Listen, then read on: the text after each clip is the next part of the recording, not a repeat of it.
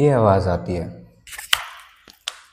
ये किस चीज़ की आवाज़ होती है? आइए इसके पीछे का साइंस समझते हैं। तो जब भी आप आपकी उंगलियों को चटकाते हैं तो इनके बीच में जो है ये स्पेस क्रिएट होता है। अब इसमें फिल्ड होता है एक फ्लूइड जिसको हम जनरली साइनोवियल फ्लूइड बोलते हैं, और इसका काम होता है आपके जॉइंट्स को लुब्रिकेट करना।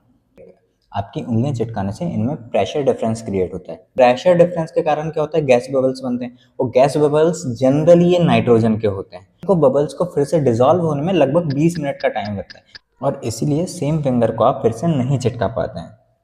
और साइंस ये कहती है कि उंगलियां चिटकाने से आपको अर्थराइटिस नहीं होगा।